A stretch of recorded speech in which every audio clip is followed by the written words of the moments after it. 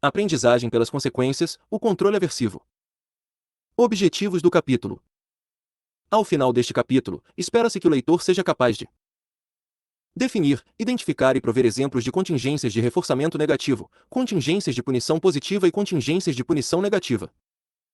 Definir, identificar e prover exemplos de controle aversivo do comportamento. 3. Definir, identificar e prover exemplos de comportamentos de fuga, comportamentos de esquiva e contra-controle. 4. Descrever e exemplificar os principais efeitos comportamentais do uso do controle aversivo do comportamento. 5. Descrever e exemplificar as principais diferenças entre o uso dos procedimentos de punição, extinção e reforçamento diferencial.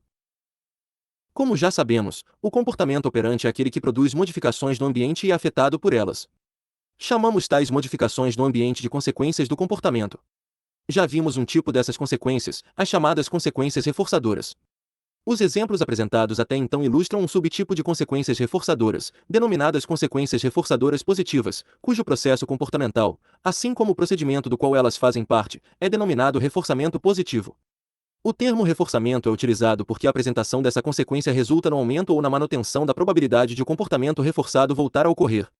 Já o termo positivo especifica que a modificação produzida no ambiente é sempre a adição de um estímulo como consequência da resposta.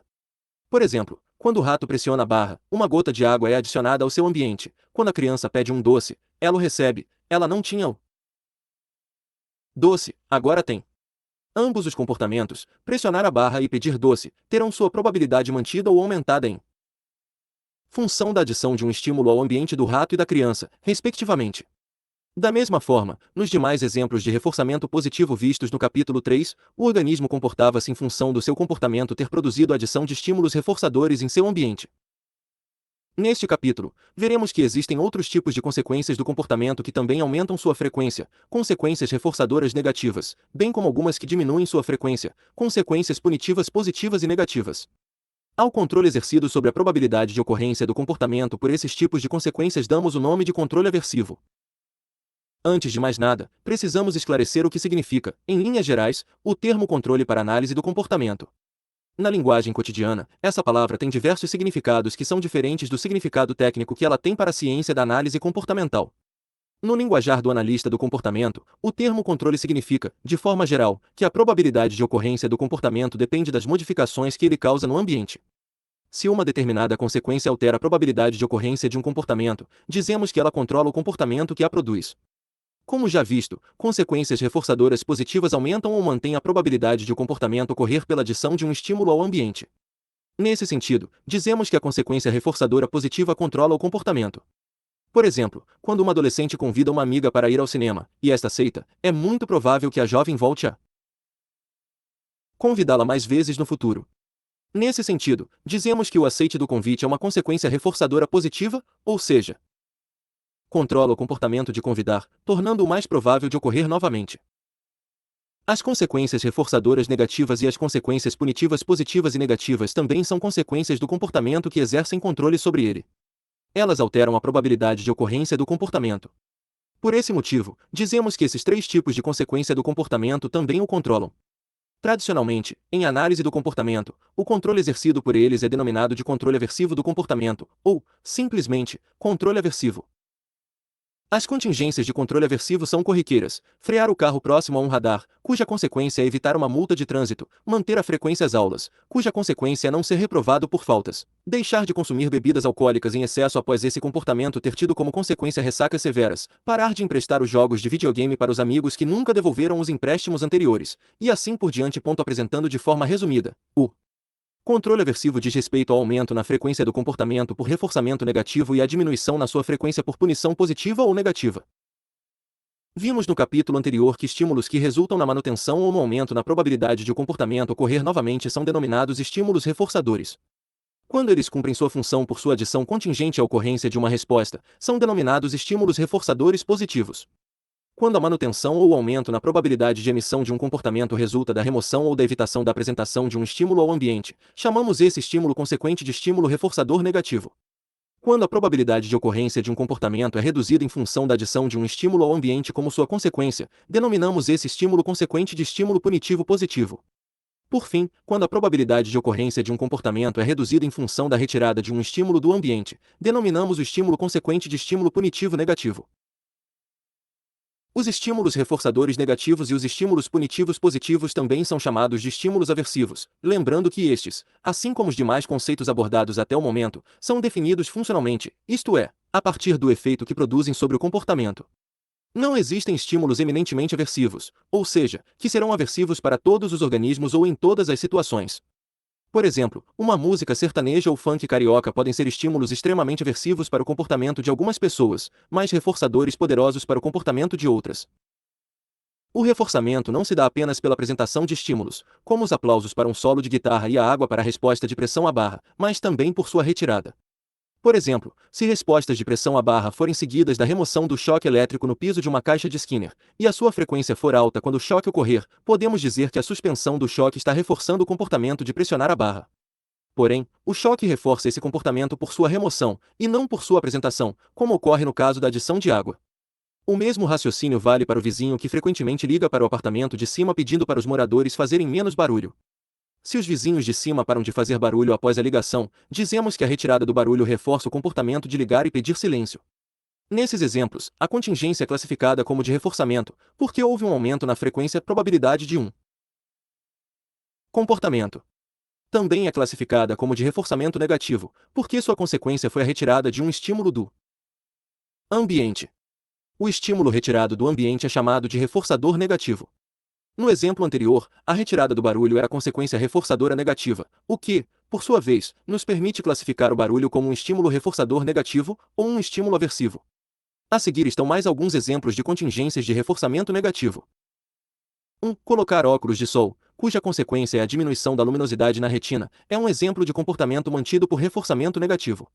A diminuição da luminosidade é a consequência reforçadora negativa, e a luminosidade, em si, é o estímulo reforçador negativo, estímulo aversivo.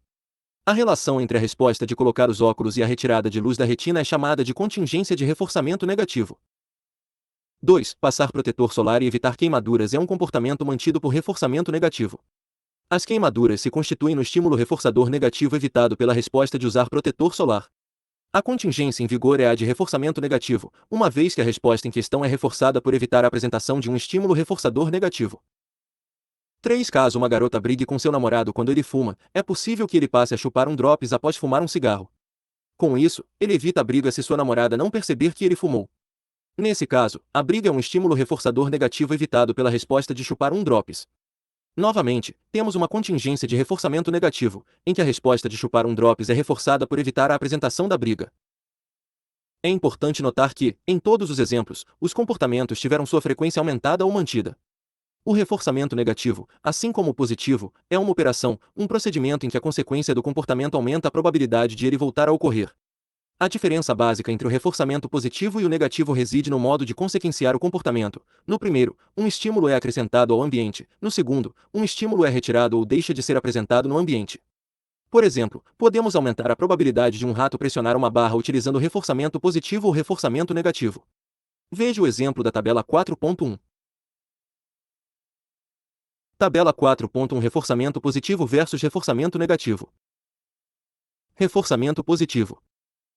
Situação. Reforçamento negativo. Animal na caixa de Skinner privado de água. Animal na caixa de Skinner recebendo choque elétrico. Comportamento. Consequência. Modo de operação. Classificação do estímulo. Efeito sobre o comportamento. Pressionar a barra. Apresentação de água. Pressionar a barra. Retirada do choque. Adicionar estímulo, água, ao ambiente. Estímulo reforçador positivo, SR+. Aumenta a probabilidade de ocorrência. Notação, representação da contingência, RSR+. Retirar estímulo, choque elétrico, do ambiente. Estímulo reforçador negativo, SR. Aumenta a probabilidade de ocorrência. RSR. O estudo do reforçamento negativo é de fundamental importância para a compreensão do comportamento humano. Essa importância se deve ao fato de que vários de nossos comportamentos cotidianos produzem a supressão, o adiamento ou o cancelamento de estímulos aversivos do ambiente, e não a apresentação de estímulos reforçadores positivos. Esses tipos de consequências interferem, por exemplo, no modo como dirigimos, mantemos a velocidade permitida na via, cuja consequência é evitar multas, na precisão de nossos relatos verbais. Evitamos magoar alguma pessoa contando pequenas mentiras acerca do que pensamos dela, nas justificativas que damos às nossas ações, evitamos repreensões ao convencermos os outros acerca de por que agimos de determinada maneira, no modo que vivemos nossas relações amorosas. Evitamos uma discussão da relação quando evitamos olhar para a pessoa atraente que passa ao lado, entre outros. Além disso, grupos sociais formalizam contingências de reforçamento negativo em leis, normas, estatutos, regulamentos, códigos de ética, entre outros, como forma de controlar o comportamento de seus membros. Via de regra, dois tipos gerais de comportamento operante são mantidos por contingências de reforçamento negativo: comportamento de fuga e comportamento de esquiva. Consideramos que um comportamento é uma fuga no momento em que determinado estímulo aversivo está presente no ambiente e esse comportamento o retira do ambiente, como no caso de um adolescente usar um creme para secar uma acne que já está em seu rosto. Nesse caso, a resposta de usar o creme é uma fuga, mantida pela retirada da espinha, que é um estímulo aversivo já presente. Já a esquiva é um comportamento que evita ou atrasa o contato com um estímulo aversivo, isto é, ocorre quando um determinado estímulo aversivo não está presente no ambiente. Porém, a resposta de esquiva acontece diante de outros estímulos que sinalizam a apresentação eminente dos estímulos aversivos. Emitir o comportamento de esquiva evita ou atrasa a apresentação do estímulo aversivo. Por exemplo, o adolescente que costuma ter espinhas faz uma dieta menos calórica ou passa um creme que reduz a oleosidade da pele, assim, evita que elas apareçam. Nesse caso, as espinhas ainda não estão presentes, e os comportamentos de fazer dieta ou passar o creme evitarão a apresentação do estímulo aversivo, constituindo-se em comportamentos de esquiva. A seguir estão mais alguns exemplos de comportamentos de fuga e de esquiva. 1. Arrumar o quarto. A fuga: arrumar o quarto quando a mãe começa a brigar porque o quarto está bagunçado, tendo como consequência a mãe parar de brigar. B. Esquiva: arrumar o quarto logo quando acorda, evitando as reclamações da mãe. 2. Mentir que o celular estava no silencioso. A fuga: após passar uma noitada com as amigas e não ter atendido os telefonemas do namorado, uma jovem se encontra no meio de uma grande discussão com ele. Ela pode conseguir parar a briga dizendo que havia se esquecido de tirar o celular do silencioso após sua aula na faculdade, de modo que não ouviu as ligações. B. Esquiva: no futuro, em uma situação similar, ela já pode enviar antecipadamente uma mensagem para o namorado, avisando que não atendeu às suas ligações porque o seu celular estava no silencioso. Desse modo, pode conseguir evitar a discussão antes que comece. 3. Sair de perto de uma pessoa chata. A fuga: alguém está lhe contando uma história muito chata e você diz: amigo, me desculpe, mas estou atrasado para um compromisso, tenho que ir. Sair de perto do chato é um exemplo de fuga. B. Esquiva: se você desconversa e sai de perto do sujeito antes de ele começar a contar histórias chatas, você está se esquivando. Cotidianamente, esses dois tipos de comportamento são diferenciados da seguinte forma: a esquiva é tida como uma espécie de prevenção, e a fuga, como uma espécie de remediação. Ou seja, na esquiva, prevenimos a apresentação de um estímulo aversivo, enquanto na fuga remediamos a situação de forma que o estímulo aversivo já presente seja suprimido. É importante notar que os comportamentos de fuga e de esquiva só são estabelecidos e mantidos em contingências de reforçamento negativo. Logo, não observaremos fuga e esquiva em contingências de reforçamento positivo e de punição. Certos estímulos, por terem precedido a apresentação de estímulos aversivos no passado, tornam a resposta de esquiva mais provável. Como o sol forte precedeu as queimaduras no passado, este se torna um estímulo que aumenta a probabilidade da emissão de um comportamento que as previne, no caso, a ocorrência da resposta de passar protetor solar. Todavia, é importante notar que o sol só adquiriu tal função comportamental por ter precedido queimaduras no passado. Ou seja, tivemos que fugir das queimaduras no passado para aprender a função aversiva do Sol, e só assim somos conduzidos a emitir uma resposta que evite as queimaduras. Para alguns autores, não existem comportamentos de esquiva, apenas de fuga, uma vez que a esquiva pode ser interpretada como uma fuga dos estímulos que sinalizam a apresentação de outros estímulos aversivos. No nosso exemplo, o Sol sinaliza as queimaduras, que são os estímulos aversivos. Chamamos de sol forte, portanto, de estímulo pré-aversivo, pois sinaliza a probabilidade de apresentação de outro estímulo aversivo, as queimaduras. Um experimento simples com um rato albino exemplifica bem a distinção entre o comportamento de fuga e o de esquiva. O animal está em uma caixa de condicionamento operante dividida em dois compartimentos, na qual a apresentação de um choque elétrico pode ser feita eletrificando-se o piso. Um timer, temporizador, controla a apresentação da corrente elétrica. A cada 30 segundos, ele ativa o choque, que só é retirado, desligado, se o rato mudar de um compartimento para o outro. Rapidamente o animal aprende o comportamento de fuga, FIG 4.1, ou seja, assim que o choque é ativado, o rato muda de compartimento. Podemos, ainda, programar para que a mudança de um compartimento para o outro zere o contador, ou seja, se o animal mudar de compartimento antes que se passem os 30 segundos, o contador do timer é reiniciado, e começa um novo intervalo de 30 segundos até que o choque seja apresentado. Nesse caso, FIG 4.2, se o rato mudar de lado um pouco antes da apresentação do choque, ele evita que o choque seja apresentado. Falamos, então, em um comportamento de esquiva. Figura 4.1. Comportamento de fuga. Quando o piso do compartimento no qual o animal se encontra é eletrificado de acordo com o timer 1, o rato passa para o outro compartimento da caixa, no qual o piso não está eletrificado. 2. O rabo levantado na fotografia indica que o piso da caixa está eletrificado. Figura 4.2. Comportamento de esquiva. O rato aprendeu, depois de algumas fugas, que, se passar de um compartimento para o outro antes de 30 segundos, evita o choque. Em resumo, denominamos comportamento de fuga aquele que ocorre no momento em que um estímulo aversivo está presente no ambiente cuja consequência seja a retirada desse estímulo. Chamamos de comportamento de esquiva aquele que ocorre no momento em que um estímulo aversivo não está presente no ambiente cuja consequência seja o adiamento ou o cancelamento do contato com tal estímulo. Para não esquecermos, tanto o reforçamento positivo como o negativo aumentam a probabilidade de o comportamento voltar a ocorrer, a diferença está apenas no fato de a consequência ser a adição ou a retirada e evitação de um estímulo do ambiente. Reforçamento positivo aumenta a probabilidade de o comportamento voltar a ocorrer pela adição de um estímulo reforçador ao ambiente. Reforçamento negativo aumenta a probabilidade de o comportamento voltar a ocorrer pela retirada de um estímulo aversivo do ambiente. Algumas consequências do comportamento tornam sua ocorrência menos provável.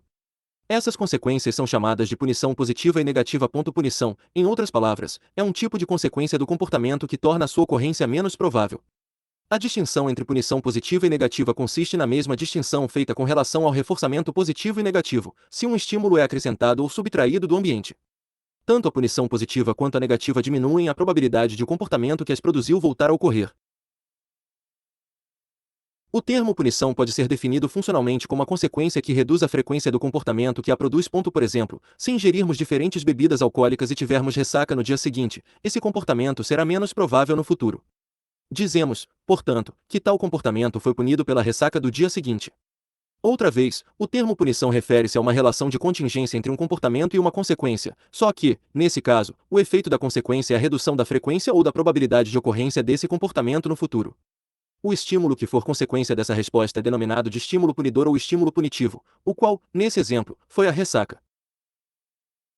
É fundamental chamar atenção para o fato de que a punição é definida funcionalmente, ou seja, para dizermos que houve uma punição, é necessário que se observe uma diminuição na frequência do comportamento. Por isso, não existe um estímulo que seja punitivo por natureza. Só podemos dizer que um estímulo é punitivo caso sua apresentação ou remoção reduza a frequência do comportamento ao qual é consequente. É possível pensar, por exemplo, que levar uma bronca da professora em sala de aula seja punitivo para comportamentos de fazer bagunça de todas as crianças. No entanto, pesquisas têm mostrado que a bronca da professora pode não ter efeito punitivo ou pode até mesmo funcionar como estímulo reforçador para o comportamento de fazer bagunça de algumas crianças em sala de aula. De forma similar às consequências reforçadoras, existem dois tipos de consequências punitivas, a positiva e a negativa. A punição positiva é uma consequência que consiste na apresentação de um estímulo que reduz a probabilidade de ocorrência futura do comportamento que a produziu. Por exemplo, uma pessoa alérgica a camarão passa mal ao comê-lo. A partir dessa reação, não come mais camarão. No caso, o comportamento de comer camarão produziu a apresentação de sintomas aversivos, como dificuldade para respirar, manchas vermelhas na pele, coceira, etc. Como houve uma diminuição na frequência desse comportamento, afirmamos que ele foi positivamente punido. A punição negativa, por sua vez, é uma consequência que consiste na retirada, ou perda, de reforçadores de outros comportamentos. Essa consequência tornará o comportamento que a produziu menos provável no futuro. Por exemplo, uma pessoa que acessa sites não confiáveis na internet pode danificar seu computador, de forma que ele deixe de funcionar. Assim, ela deixa de acessar esses sites. Nesse caso, a consequência do comportamento de acessar sites não seguros foi a perda dos reforçadores disponibilizados pelo computador funcionando. Como houve uma diminuição na frequência do comportamento de acessar sites perigosos pela retirada dos reforçadores associados ao computador funcionando, concluímos que houve uma punição negativa. Alguns videogames bloqueiam certas funções do aparelho, como o acesso à internet pelo console, por exemplo, como consequência do uso de jogos piratas pelo usuário. Caso uma pessoa deixe de usar jogos piratas no seu videogame devido ao bloqueio que o seu aparelho sofreu, dizemos que a perda do acesso às funções bloqueadas foi uma punição negativa. Exemplos de punição positiva. Um rato que tem o comportamento de pressionar a barra mantido pela liberação de água passa a receber, além da água, um choque quando emite esse comportamento. Em decorrência do choque contingente ao comportamento de pressão à barra, este deixa de ocorrer. Levar uma surra ao jogar bola dentro de casa e, em decorrência disso, não jogar mais nesse local. Ultrapassar o sinal vermelho, ser multado e não infringir mais essa regra. Dizer palavras de baixo calão, receber uma bronca e diminuir bastante a frequência desse comportamento. Exemplos de punição negativa. Perder a mesada por fazer traquinagens e diminuir bastante a frequência desse comportamento. Cometer um assalto, ser preso, perder a liberdade, e não cometer mais crimes. Não receber beijos da namorada por fumar e diminuir bastante o número de cigarros consumidos por dia. Dirigir após ter consumido álcool, perder a carteira de motorista e não mais dirigir nessas condições quando recuperar a carteira. A punição pode eliminar comportamentos inadequados, ameaçadores ou, por outro lado, indesejáveis de um dado repertório, com base no princípio de que quem é punido apresenta menor possibilidade de repetir seu comportamento. Infelizmente, o problema não é tão simples como parece. A recompensa, reforço, e a punição não diferem unicamente com relação aos efeitos que produzem. Uma criança castigada de modo severo por brincadeiras sexuais não ficará necessariamente desestimulada a continuar. Da mesma forma que um homem preso por assalto violento não terá necessariamente diminuída sua tendência à violência. Comportamentos sujeitos a punições tendem a se repetir assim que as contingências punitivas forem removidas. Skinner, 1983, p. 50. Esse trecho, escrito por Skinner, aponta para alguns problemas relativos ao uso da punição como forma de controle do comportamento, os quais discutiremos a seguir. Um comportamento que vinha sendo punido pode deixar de ser punido na atualidade e talvez tenha sua frequência restabelecida. Por exemplo, uma jovem que namora um rapaz que implica com suas minissaias pode parar de usá-las. Assim, o comportamento de usar minissaia é positivamente punido pelas discussões com o namorado. Caso ela troque esse namorado por outro menos machista e ciumento, que não implique com suas roupas, seu comportamento de usar minissaia talvez volte a ocorrer. Nesse caso, terá havido uma suspensão da contingência de punição. Ou seja, o comportamento de usar minissaia produzia discussões e agora não produz mais. Consideramos que, nesse caso, ocorre uma recuperação da resposta exposta. Skinner, 1938, tem um estudo clássico sobre a suspensão da contingência de punição, no qual dois grupos de ratos tiveram o comportamento de pressionar a barra modelado e mantido pela liberação de alimento. O grupo experimental passou a receber um choque toda vez que pressionava a barra. Esse procedimento fez os animais rapidamente cessarem tal comportamento. Já o grupo controle, que não recebeu choques, continuou pressionando a barra, mantendo uma taxa constante de emissão dessa resposta. Então, o choque foi desligado para o grupo experimental, e deste, houve a suspensão da contingência de punição, e observou-se um aumento na frequência de respostas de pressão à barra. Desse modo, a quebra da contingência de punição produziu um restabelecimento na força do responder, o que conhecemos por processo de recuperação da resposta. A figura 4.3, no quadro inferior, apresenta graficamente esse processo com dados hipotéticos. No quadro superior, é apresentado o processo análogo de reforçamento e extinção. Figura 4.3. Suspensão da contingência. Quando há quebra da contingência, a frequência do comportamento retorna ao seu nível operante, frequência de respostas obtida na condição de linha de base. Fonte: adaptada de Catania, 1999, figura 6.1, p. 110. Um ponto importante a ser considerado é, a fim de que o comportamento volte a ocorrer com a quebra da contingência de punição, o reforçamento deve ser mantido, e, obviamente, o organismo deve ser exposto outra vez à contingência. Em outras palavras, se as respostas de pressão à barra dos animais do grupo experimental no estudo de Skinner deixassem de produzir alimento e, além disso, não ocorressem pelo menos uma vez após a suspensão da punição, esse comportamento não teria sua frequência restabelecida. Esse aspecto do comportamento é fundamental, por exemplo, para a prática clínica em psicologia. Muitas vezes, o psicólogo clínico se depara com clientes que tiveram certos comportamentos punidos no passado, os quais não voltam a ser emitidos mesmo com a ausência da punição na atualidade. Dessa forma, as novas contingências de reforçamento em vigor não têm como operar sobre o seu comportamento outrora punido. Um dos objetivos terapêuticos é, portanto, criar condições para que o cliente se exponha novamente às contingências. Por exemplo, um rapaz que um dia fez uma apresentação oral no seu colégio e foi não só criticado por um professor rigoroso, mas também ridicularizado pelos colegas, pode evitar falar em público no futuro. Talvez, caso viesse a fazer uma nova apresentação oral em sua faculdade, diante de outros colegas e de outro professor, o seu comportamento de apresentar não seria punido. Entretanto, a probabilidade de ele se expor a essa situação novamente é baixa. Em função dos efeitos da punição em seu passado. Para que as novas contingências de reforçamento providas pelo novo professor e pelos novos colegas passem a vigorar sobre o seu comportamento de apresentar trabalhos, é fundamental que ele emita esse comportamento novamente. Um ponto que gera muita confusão entre estudantes de análise do comportamento é a distinção entre extinção e punição negativa. Os dois casos são similares porque, em ambos, não se tem acesso a reforçadores outrora disponíveis. Entretanto, na extinção, um comportamento produzia uma consequência reforçadora, e, por algum motivo, esta deixa de ocorrer, o que é diferente da punição negativa. Por exemplo, o comportamento de telefonar para a namorada era reforçado por sua voz do outro lado da linha quando ela o atendia. Caso o namoro acabe e a ex-namorada se recuse a atender aos telefonemas, o comportamento de telefonar estará em extinção. Ou seja, não produz mais a consequência reforçadora que produzia. Já na punição negativa, um comportamento passa a ter uma nova consequência, que é a perda de potenciais reforçadores de outros comportamentos. Porém, a contingência de reforçamento que mantém esse comportamento permanece intacta. Retomando nosso exemplo, digamos que esse namorado era infiel e que algumas de suas traições foram descobertas pela namorada, ocasionando o fim da relação. Se, em namoros futuros, esse rapaz deixar de trair, teremos um exemplo de punição negativa, pois o comportamento de ser infiel foi punido pela perda dos reforçadores associados ao namoro. Essa consequência reduziu a frequência do comportamento de ser infiel. Note que as consequências que mantinham o comportamento de ser infiel permaneceram intactas, como, por exemplo, o reforçamento social advindo de seus amigos quando ele relatava os casos de traição. Se o rapaz emitir novamente comportamentos de infidelidade, seus amigos ainda reforçarão o seu comportamento. Portanto, não podemos falar em extinção nesse exemplo. O que houve foi a apresentação de uma nova consequência, a retirada dos reforçadores contingentes a outros comportamentos relacionados ao namoro. Outra diferença entre punição e extinção refere-se ao processo. A punição suprime rapidamente a resposta, enquanto a extinção produz uma diminuição gradual na frequência de ocorrência da resposta. Imagine um rato em um esquema de reforçamento contínuo, CRF. Nesse caso, o comportamento de pressionar a barra produz uma consequência reforçadora, a apresentação da água, toda vez que é emitido.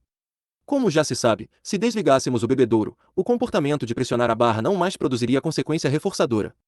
Falamos, portanto, de extinção, ou seja, houve a suspensão da consequência reforçadora, a qual teria como efeito final no comportamento a redução de sua frequência de ocorrência. Imagine, agora, que não temos condições de desligar o bebedouro, mas temos que fazer o rato parar de pressionar a barra. Como poderíamos conseguir isso? Você acertou, poderíamos usar a punição. É possível, nesse caso, dar um choque no rato toda vez que ele pressionar a barra. Se assim o fizéssemos, a frequência do comportamento de pressão à barra reduziria, mesmo com a contingência de reforçamento em vigor. Note que, no segundo exemplo, não suspendemos a consequência reforçadora, ou seja, em momento algum a água deixou de ser apresentada quando o rato pressionava a barra. A punição, nesse exemplo, é a apresentação do choque. Ao aludirmos à punição, não nos referimos à suspensão da consequência que reforça o comportamento, mas, sim, a outra consequência que diminui a probabilidade de sua ocorrência, Fig 4.4. Figura 4.4. Na extinção, o reforçamento não é mais apresentado. Já na punição, o reforçamento continua sendo apresentado, mas junto a ele apresenta-se o estímulo punitivo ou aversivo. Imagine, agora, o seguinte exemplo: quando Joãozinho fala palavrões, seus colegas riem bastante com ele. A risada de seus amigos é uma consequência reforçadora para seu comportamento de falar palavrões. A mãe de Joãozinho quer que ele pare com isso, para tanto, ela retira suas mesadas, e, em função dessa consequência, ele para de falar palavrões. Nesse caso, a mãe de Joãozinho puniu o comportamento ou o colocou em extinção? Para responder a essa pergunta, devemos fazer a seguinte análise. A frequência do comportamento aumentou ou diminuiu? Ela diminuiu. Portanto, a retirada da mesada não pode ser uma consequência reforçadora. Se a frequência diminuiu, só pode ser o caso de uma extinção ou punição. A consequência reforçadora, risada dos colegas, foi retirada? Não, por isso não se trata de extinção, já que não houve a suspensão da consequência reforçadora que mantinha o comportamento. Se a frequência do comportamento diminuiu e a consequência reforçadora não foi retirada, estamos falando em punição. A punição, nesse exemplo, foi a retirada ou a adição de um estímulo. A consequência foi a perda da mesada, retirada de um estímulo. Portanto, trata-se de punição negativa. No exemplo anterior, para que a frequência do comportamento de dizer palavrões diminuísse utilizando-se de extinção, o que deveria ser feito? Retirar ou suspender a consequência reforçadora, que, no caso, são as risadas dos amigos de Joãozinho, ou seja, a mãe de Joãozinho poderia falar com os amigos dele para não rirem mais quando seu filho dissesse palavras de baixo nível. Caso os amigos de Joãozinho cooperassem com a sua mãe e suspendessem as risadas diante dos palavrões, teríamos um exemplo de extinção. O controle aversivo, de acordo com o que vimos, é uma forma de aumentar ou de diminuir a probabilidade de ocorrência do comportamento. Punir comportamentos socialmente indesejáveis é muito mais fácil e tem efeitos mais imediatos do que reforçar positivamente comportamentos socialmente desejáveis. Entretanto, o controle aversivo apresenta uma série de efeitos colaterais que tornam seu uso desaconselhado por vários autores comportamentais, como, por exemplo, Seidman, 1989-1995. Eliciação de respostas emocionais. No momento em que os organismos entram em contato com estímulos aversivos, é possível que haja a eliciação de várias respostas emocionais como tremores, taquicardia, palpitações, choro, etc. A eliciação de respostas emocionais pode representar um problema quando se utiliza um procedimento para alterar a probabilidade de ocorrência de um comportamento. Um primeiro problema ocorre quando o administrador da punição observa as respostas emocionais do organismo cujo comportamento foi punido, as quais podem evocar outras respostas emocionais no indivíduo que pune. Essas respostas emocionais, PEs, chorar, costumam representar parte daquilo que chamamos cotidianamente de sentimentos de pena ou de culpa. Algumas delas podem exercer função de estímulo para outro comportamento do próprio organismo. Nesse caso, as respostas emocionais que comumente caracterizam aquilo que cotidianamente chamamos de sentimento de culpa ou de pena podem exercer função de estímulos aversivos para o indivíduo que pune. Este pode passar a liberar reforçadores positivos para o comportamento do indivíduo que teve o seu comportamento punido, o qual, provavelmente, deixará de chorar, por exemplo. Com a retirada do choro, as respostas emocionais aversivas deixarão de ocorrer, e isso reforçará negativamente o comportamento de liberar reforçadores positivos para o comportamento do indivíduo que recebeu a punição. Um exemplo bem comum das relações de controle descritas no parágrafo anterior ocorre quando uma criança faz birra na rua para ganhar um pirulito. Seus pais podem lhe dar uma palmada, punindo o comportamento de fazer birra. Ao receber a palmada, a criança começa a chorar, e seu choro evoca respostas emocionais aversivas nos cuidadores, as quais costumamos chamar de pena ou culpa. Na presença do choro, os pais podem, por exemplo, dar o pirulito à criança ou pegá-la carinhosamente no colo. Ambas as ações podem fazer o choro cessar. A retirada do choro do ambiente pode funcionar como estímulo reforçador negativo para o comportamento dos pais, de modo que este se torne mais provável no futuro. Essa forma de interação pode ser problemática por duas razões principais. 1. Os pais ensinam a relação entre o comportamento de chorar e ganhar o que se quer, aumentando a probabilidade de o choro ocorrer no futuro. De fato, o choro deixa de ser exclusivamente um comportamento respondente, sendo controlado principalmente por suas consequências, isto é, torna-se primordialmente um comportamento operante, e 2. A consequência punitiva, no caso, a palmada, precederá a apresentação da consequência reforçadora, ou seja, a obtenção do pirulito. Assim, os organismos, PEs, as crianças, podem aprender a emitir respostas que levem à liberação de um estímulo punitivo, PEs, uma palmada, pois tal consequência pode adquirir funções reforçadoras condicionadas. Em outras palavras, uma palmada pode deixar de exercer uma função punitiva e passar a ter uma função reforçadora ao preceder a apresentação de estímulos reforçadores. Walsh e Asin, 1961, realizaram um experimento que ilustra as relações complexas recém-discutidas. Em seu estudo, pombos tinham o comportamento de bicar um disco de respostas mantido por comida. Na condição seguinte, esse mesmo comportamento também passou a ser consequenciado com a liberação de um choque moderado, o que resultou em uma diminuição de cerca de 50% na taxa de respostas. Em uma terceira condição, foram alternados períodos em que bicadas no disco de respostas produziam choque moderado e outros em que elas não produziam.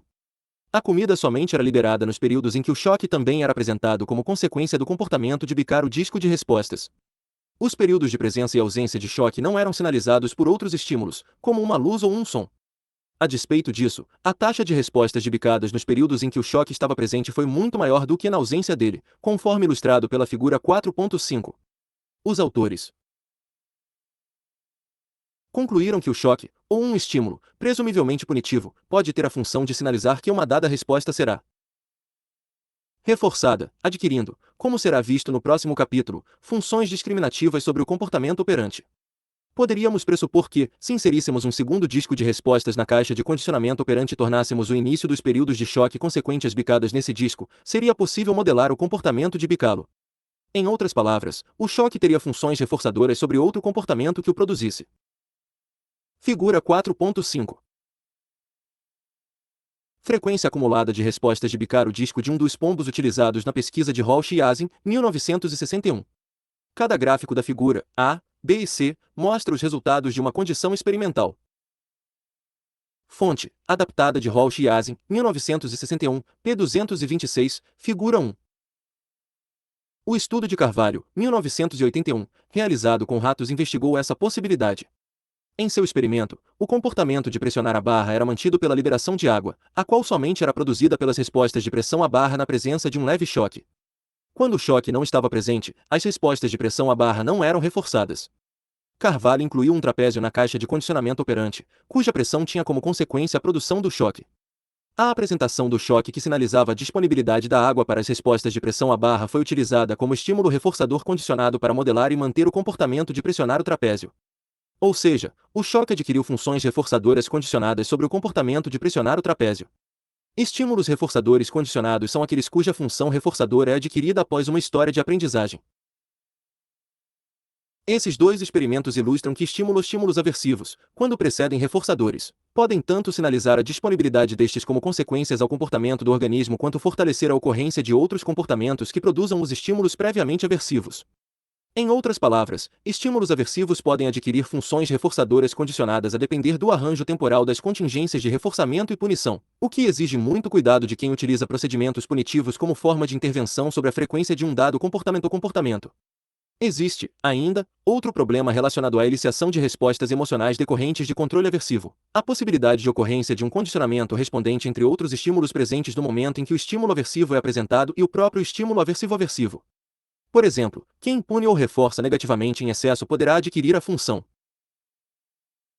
de estímulo condicionado que eliciará respostas emocionais similares àquelas eliciadas pelos estímulos aversivos envolvidos. Trata-se do exemplo típico da criança que teme o pai severo.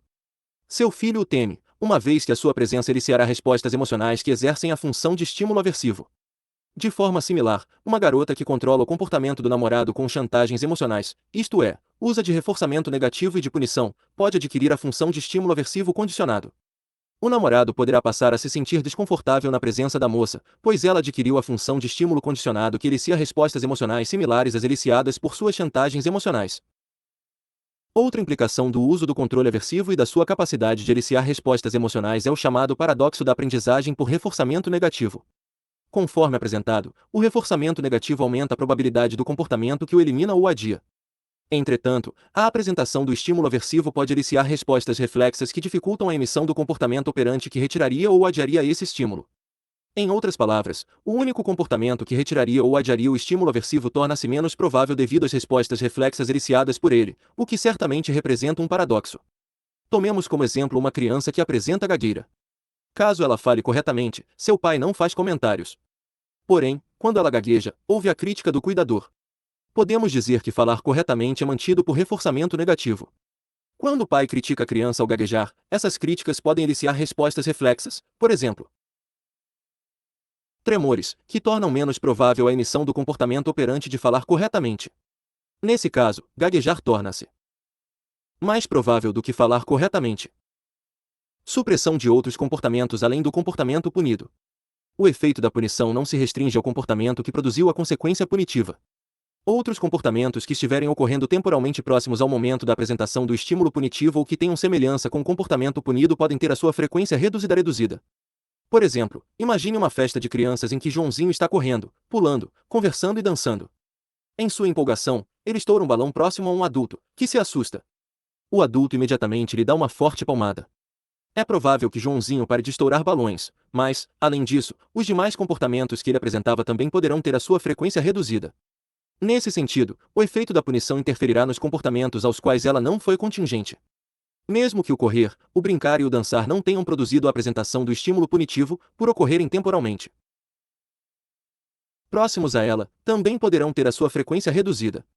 Dizemos, nesse caso, que a relação entre esses comportamentos e a apresentação do estímulo punitivo foi de contiguidade, e não de contingência. Além disso, Joãozinho também pode vir a diminuir seu comportamento de estourar bombinhas, por exemplo, dada a semelhança dessa relação com o estourar balões e receber uma palmada. A supressão de outros comportamentos, além do comportamento punido, pode ser particularmente prejudicial ao processo psicoterápico.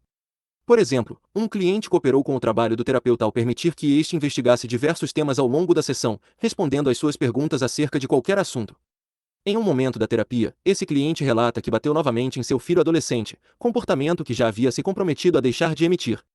Ao ouvir esse relato, caso o terapeuta critique deliberadamente, dizendo que essa é uma atitude insensata e que acarretará graves consequências na relação pai e filho, a crítica pode ter três efeitos sobre os demais comportamentos do cliente durante a sessão.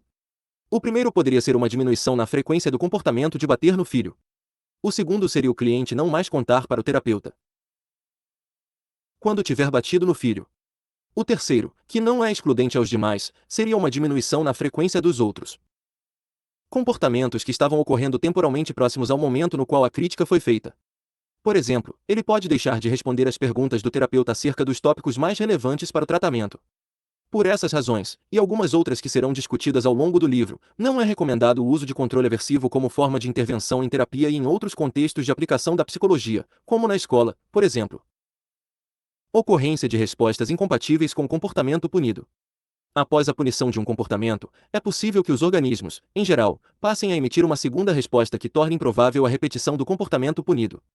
Essa segunda resposta é chamada de resposta incompatível com o comportamento, uma vez que é uma forma de o organismo evitar novas punições. A resposta incompatível é negativamente reforçada por diminuir a probabilidade de emissão de um comportamento punido e, por conseguinte, de o organismo entrar em contato com a punição. Um exemplo desse efeito colateral do controle aversivo pode ser o caso do rapaz que, às 3 horas da manhã, depois de ingerir muita cerveja, telefona para a ex-namorada fazendo juras de amor. Para a infelicidade do jovem, quem atende o telefonema, com voz de sono, é o novo namorado da garota. Provavelmente, isso tem a função de uma punição positiva, a qual diminuirá a probabilidade de o rapaz telefonar outras vezes em situações similares. Entretanto, ao beber novamente de madrugada, ele pode sentir-se tentado a fazer o telefonema. O ex-namorado pode, então, entregar o celular a um amigo que o devolverá só no dia seguinte, evitando fazer a ligação para a ex-namorada. Entregar o celular ao amigo é um exemplo de resposta incompatível ao comportamento de telefonar, uma vez que o torna menos provável. Outro exemplo é o da jovem que investiu muito em um namoro em seu passado. Ou seja, ela fez planos futuros, fez vários programas com o namorado, sem necessariamente estar com vontade de fazê-los, conheceu os pais dele, o ajudou a comprar um carro, etc. Chamamos esses exemplos de comportamentos como constituintes da classe de respostas de investir em um relacionamento. Mesmo diante de todo esse investimento, seu namorado a trocou por outra pessoa. Essa jovem sofreu muito com o término. Comportamentos de investir em um relacionamento, no caso dela, tiveram a sua frequência diminuída. Daí, deduzimos que o término teve a função de estímulo punitivo para a classe de respostas de investir em um relacionamento. Nesse caso, essa jovem poderia vir a desenvolver o seguinte padrão comportamental: quando começasse a se envolver com alguém e percebesse que estava começando a gostar dessa pessoa, ela romperia o relacionamento antes de se estabelecer o namoro. A resposta de romper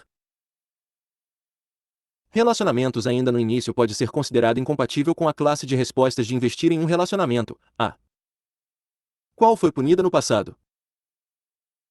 O exemplo ilustra uma desvantagem da ocorrência de respostas incompatíveis com o comportamento. Elas dificultam que o organismo se exponha novamente à contingência, a qual pode ter mudado ao longo do tempo. No caso da jovem do exemplo citado, ela pode ter perdido muitas oportunidades de ser feliz com alguém que não a abandonaria. Expressando essa situação de modo coloquial, isto é, sem utilizar a linguagem técnica, poderíamos dizer que, ao terminar uma relação antes de começá-la, ela não tem meios de perceber que, dessa vez, a situação poderia ser diferente.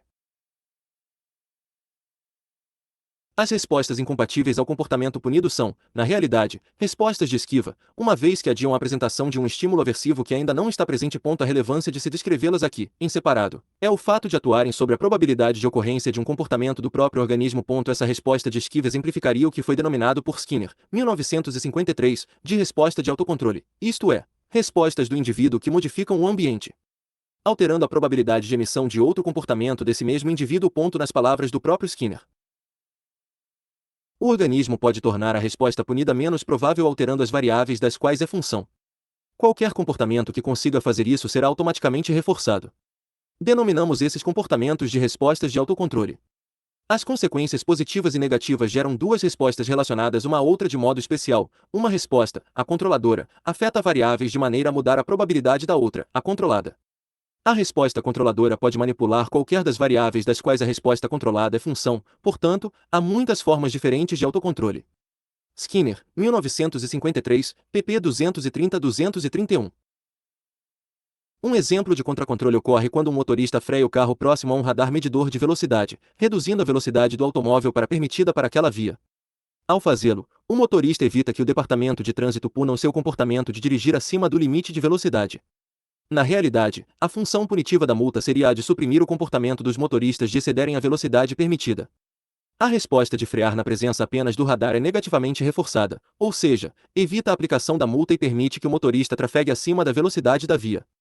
A resposta de frear, portanto, é uma resposta de esquiva que exemplifica uma resposta de contracontrole. Esta é chamada de contracontrole justamente por impossibilitar que o agente punidor exerça controle sobre o comportamento que seria punido caso a resposta de contracontrole não ocorresse. O procedimento baseado em punição positiva empregado por um professor de educação física para reduzir a frequência de conversas paralelas durante a sua aula pode gerar respostas de contracontrole, por exemplo. Quando os alunos fazem os exercícios determinados pelo professor em silêncio, este não tece nenhum comentário. Entretanto, se ele vê algum aluno conversando, dá-lhe uma bronca em frente aos colegas. Uma possibilidade de resposta de contracontrole é fazer os exercícios silenciosamente apenas no momento em que o professor está por perto e voltar a conversar quando ele se afasta. Ao fazer isso, os alunos conseguem conversar na aula e, ainda assim, evitam a repreensão.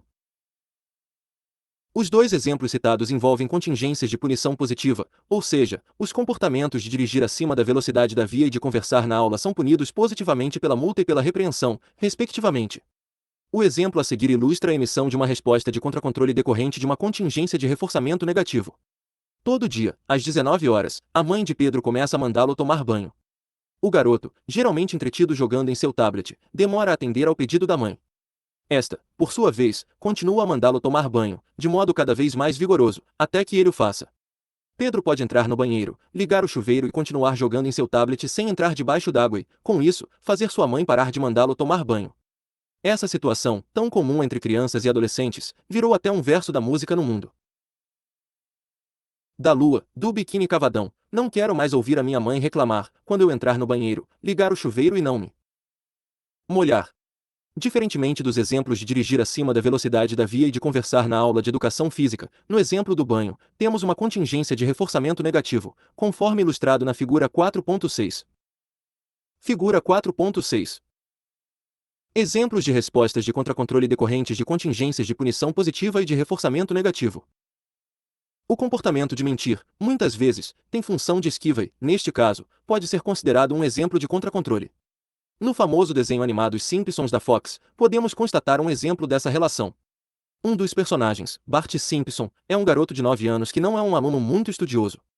Em um dos episódios, Bart diz para a senhorita Crabapel, sua professora, que o ajudante de Papai Noel, seu cachorro, havia comido seu dever de casa. Caso ele chegasse à escola sem o dever feito, sua professora apresentaria algum estímulo aversivo, como uma bronca ou uma advertência. No entanto, Bart inventa a história de que seu cachorro comeu o dever de casa, esquivando-se da bronca ou da advertência. Respostas de contracontrole não se restringem a animais humanos. Um experimento de Asin e Holtz, 1966, ilustra essa questão. Trata-se de um experimento simples em que o comportamento de pressão à barra previamente modelado de um rato era mantido por comida. As mesmas respostas de pressão à barra passaram a ser seguidas de um choque elétrico pela grade metálica no piso da caixa.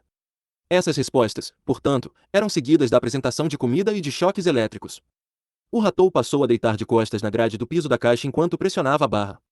O seu pelo funcionou como um isolante elétrico, de modo que o choque deixou de exercer controle sobre seu comportamento de pressão à barra, que se manteve na mesma frequência observada antes da introdução do choque em decorrência da resposta de contracontrole de deitar no piso da caixa. É importante lembrarmos que contracontrole e esquiva, ou fuga, não são dois fenômenos diferentes. Note que, nos exemplos que demos de contracontrole, sempre nos referimos também a comportamentos de esquiva ou fuga. As funções comportamentais bem estabelecidas na literatura são as de fuga e esquiva. O termo contracontrole é utilizado na descrição dessas relações de controle mais no sentido de técnica sobre como evitar o controle de um agente punidor do que no de uma função comportamental propriamente dita. Ao observarmos todos esses efeitos colaterais, indesejáveis, do controle aversivo, uma questão permanece: por que esse é um método tão utilizado para controlar o comportamento em nossa cultura? A resposta a essa pergunta compreende, pelo menos, 3 pontos. Imediaticidade da consequência. Quem aplica a punição como procedimento de controle tem o seu comportamento de punir negativamente reforçado de forma quase sempre imediata. Digamos que Homer, outro personagem do desenho animado Os Simpsons, esteja assistindo a um jogo de futebol americano na TV enquanto Lisa, a sua filha de 8 anos, pratica seu saxofone. O som do instrumento o incomoda, isto é, representa um estímulo aversivo, e cessá-lo reforçará negativamente seu comportamento. Homer prontamente pune o comportamento de Lisa, gritando: Lisa, pare de tocar esse maldito saxofone. A garota interrompe o seu treino de imediato, reforçando de modo negativo o comportamento do pai. Eficácia independente da privação. Para modificar a probabilidade de um comportamento com o uso de reforçamento positivo, temos que identificar quais eventos serão reforçadores para diferentes comportamentos do indivíduo. Além disso, mesmo os reforçadores primários não são eficazes independentemente de outros fatores ambientais.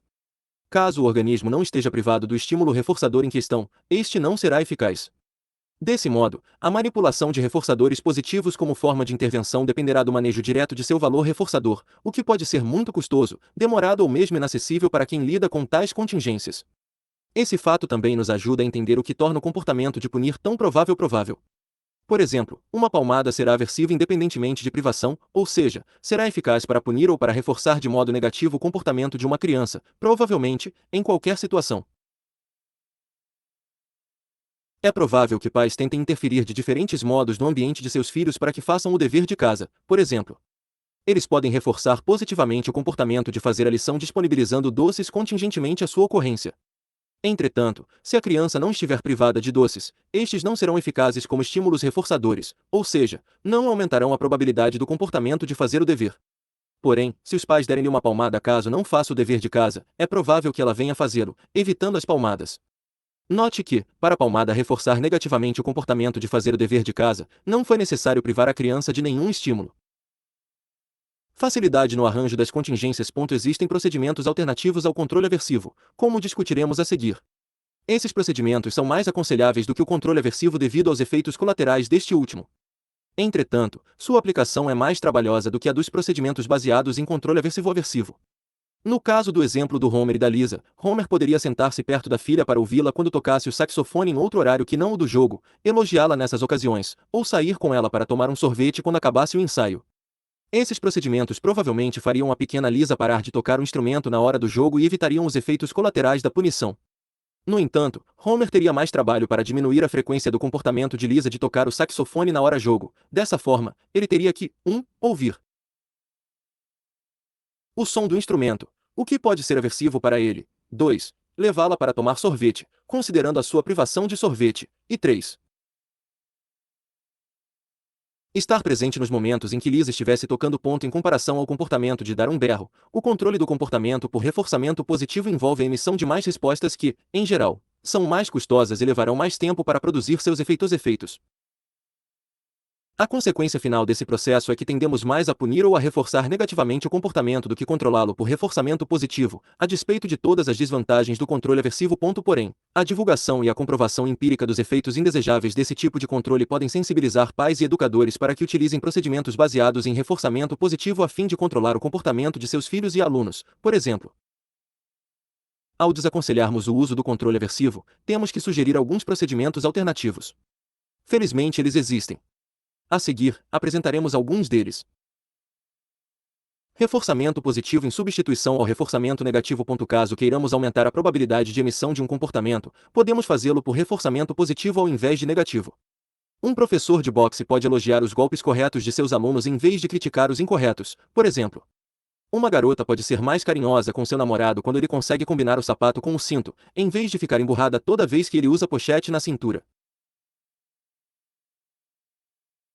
Extinção em substituição à punição. Um procedimento alternativo comum é o uso da extinção para diminuir a frequência do comportamento, em vez de punição. Esse procedimento é menos aversivo que a punição, o que não quer dizer que deixe de eliciar certas respostas emocionais. O experimento de Asin, Hutchinson e Yack, 1966, com pombos ilustra esse ponto. A figura 4.7 mostra uma típica caixa de condicionamento operante para esses animais. Um pombo, cujo comportamento de bicar um disco de respostas é reforçado pela apresentação de alimento, foi subsequentemente submetido ao procedimento de extinção, ou seja, as respostas de bicar o disco deixaram de serem seguidas por alimento. Além disso, a caixa de condicionamento operante desse estudo era modificada. Dentro dela, havia um compartimento que continha outro pombo, o qual tinha os seus movimentos restringidos por um aparato. O animal, cujo comportamento de bicar estava em extinção, passou a atacar o pombo que estava preso no Compartimento. Asin e colaboradores interpretaram os resultados de seu estudo afirmando que a transição da contingência de reforçamento para a extinção foi um evento aversivo que produziu as respostas agressivas no animal. Um exemplo cotidiano dos efeitos emocionais decorrentes do procedimento de extinção ocorre quando uma criança joga seu carrinho de bombeiros na parede quando ele deixa de funcionar. Figura 4.7. Caixa de condicionamento operante para pombos. Pombos são muito utilizados em pesquisas em análise do comportamento. Nos 3 discos, em frente ao pássaro, cores e figuras são projetadas. Bicar um disco específico aciona o comedouro, dando sementes ao animal privado de comida. Outra desvantagem do procedimento de extinção é que nem sempre podemos suprimir o reforçador que mantém o comportamento indesejado. A maconha, por exemplo, não deixará de produzir seus efeitos químicos quando inalada. Caso sejam tais efeitos os responsáveis pela manutenção do comportamento de consumi-la, não poderemos utilizar extinção, já que não podemos retirar o estímulo reforçador. Por fim, a extinção apenas diminui a frequência do comportamento, em vez de estabelecer e manter outros comportamentos diferentes daqueles cuja frequência se quer diminuir. A ausência de reforçamento também pode agravar um quadro depressivo, por exemplo. Entre outras alterações comportamentais, um quadro depressivo pode envolver a alta incidência de relatos queixosos, isto é, narrativas acerca dos problemas que a pessoa com esse diagnóstico enfrenta, geralmente, sem sucesso. Fora isso, normalmente o ambiente da pessoa deprimida pode ser caracterizado por uma escassez de reforçadores. A pessoa cujos padrões comportamentais são característicos de um quadro depressivo frequentemente não obtém sucesso nos seus empreendimentos em diferentes aspectos de sua vida, como no trabalho, nas relações conjugais e familiares. Ou seja, seus comportamentos raramente são reforçados. Desse modo, ao receber um cliente cujos padrões comportamentais são característicos de um quadro depressivo, o terapeuta pode aplicar o procedimento de extinção para diminuir a frequência dos relatos queixosos. Assim, quando o indivíduo começar a se queixar dos filhos, da esposa, dos amigos, etc., o profissional pode colocar esse comportamento em extinção, deixando de dar atenção a esse tipo de relato. O cliente pode parar de falar sobre isso, entretanto, não estará aprendendo novas formas de obter a atenção das pessoas. Outra consequência possível seria o abandono do tratamento, uma vez que o comportamento de frequentar a terapia não está sendo reforçado, de tal modo que o tratamento se constituiria em mais um ambiente no qual os reforçadores são escassos. A despeito de extinção, como um procedimento destinado a diminuir a frequência de um dado comportamento, apresentar limitações, ou mesmo partilhar de alguns efeitos colaterais com o procedimento de punição, uma questão fundamental a torna preferível à punição. Nas situações do dia a dia, os comportamentos suprimidos por procedimentos punitivos continuam a produzir os reforçadores que os mantinham. Se um pai bate no filho mais velho por ter tomado o controle remoto da televisão da mão do irmão mais novo e sintonizado a televisão no canal que quer assistir, é provável que o comportamento de tomar o controle do caçula diminua de frequência, por exemplo. A despeito disso, ao fazê-lo, o filho mais velho ainda terá acesso ao canal que quer assistir. Em outras palavras, os reforçadores que mantêm o comportamento de tomar o controle remoto continuam disponíveis, mesmo que o pai o puna positivamente. É provável que, na ausência do pai, isto é, na ausência do estímulo que sinaliza a punição, esse comportamento volte a ocorrer. Em decorrência disso, a punição somente tem efeito enquanto está em vigor, ao passo que a extinção tem efeitos duradouros, uma vez que os reforçadores que mantinham um comportamento com certa frequência deixam de estar disponíveis. Em resumo, a extinção é preferível à punição como forma de diminuir a frequência de um comportamento considerado socialmente indesejável pela durabilidade de seus efeitos. Porém, a extinção como única alternativa ao uso da punição também tem as suas limitações, o que a torna menos eficaz que outras opções, como é o caso do reforçamento diferencial, que será descrito a seguir. Reforçamento diferencial. Mais uma vez iremos nos referir ao reforçamento diferencial. Sem dúvida, esse é um procedimento de fundamental importância para explicação, predição e controle do comportamento. Vamos começar relembrando o que vimos no capítulo 3. O reforçamento diferencial envolve sempre reforçamento e extinção. Como alternativa à punição, poderíamos extinguir a resposta socialmente indesejada e reforçar comportamentos alternativos. Nesse caso, as respostas emocionais produzidas pelo procedimento de extinção teriam sua força diminuída, uma vez que o organismo continuaria a entrar em contato com os reforçadores contingentes a outros comportamentos. Além disso, o reforçamento diferencial poderia resultar no aumento da probabilidade de emissão de comportamentos socialmente desejáveis. No exemplo do cliente cujos comportamentos são característicos de um quadro depressivo, descrito anteriormente, o terapeuta poderia colocar em extinção os relatos queixosos e, ao mesmo tempo, reforçar relatos acerca de outros temas que não os problemas de relacionamento do indivíduo. Assim, o cliente aprenderia a emitir outros comportamentos socialmente mais desejáveis mantidos pelos mesmos reforçadores outrora produzidos pelos relatos queixosos. Aumento da frequência de reforçamento para respostas alternativas. Reforçamento diferencial também envolve o procedimento de extinção e, em decorrência disso, padece, em menor medida, dos mesmos efeitos colaterais indesejáveis da extinção. Uma alternativa ao uso de reforçamento diferencial seria, portanto, aumentar a frequência de reforçamento para os comportamentos socialmente desejáveis, em vez de extinguir os indesejáveis. Nesse procedimento, os reforçadores aos comportamentos alternativos seriam mais frequentes que aqueles apresentados ao comportamento que se objetiva enfraquecer. Essa disparidade entre as frequências de reforçamento resultaria em um enfraquecimento do comportamento cuja frequência deva ser diminuída, bem como em aumento na frequência dos comportamentos alternativos.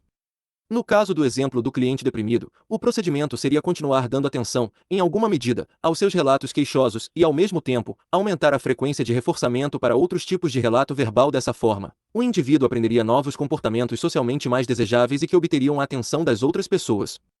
Com isso, é provável que a frequência dos comportamentos queixosos diminua, sem que, necessariamente, sejam colocados em extinção.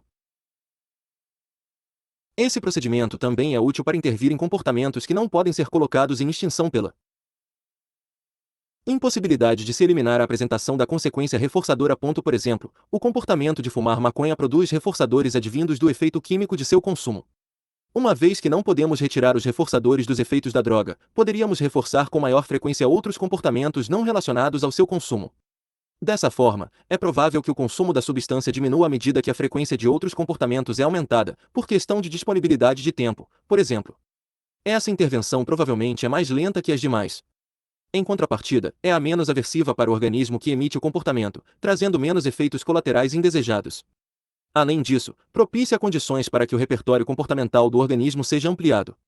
Algumas conclusões importantes com base no que vimos neste capítulo. Fica claro, para analistas do comportamento, que o controle aversivo, como procedimento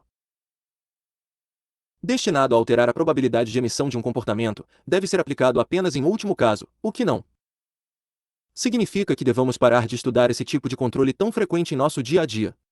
Além disso, o controle aversivo não é somente social. Caso coloquemos o dedo na tomada, o choque é uma punição positiva que provavelmente diminuirá a probabilidade de recorrência desse comportamento no futuro. Assim, por mais que o evitemos, o controle aversivo é parte constituinte da nossa vida cotidiana e continuará existindo em nossa interação com o mundo inanimado e com os demais organismos.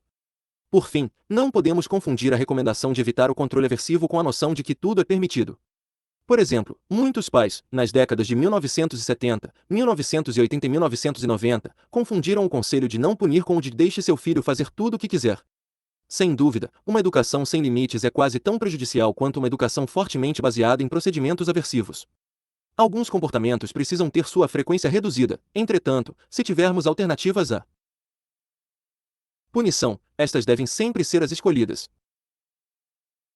Principais conceitos apresentados neste capítulo: conceito, descrição, exemplo, controle aversivo, controle do comportamento por contingências de reforçamento negativo e punição, positiva e negativa. Reforçamento negativo, aumento da frequência de um comportamento que tem como consequência o adiamento da apresentação ou a retirada de um estímulo do ambiente.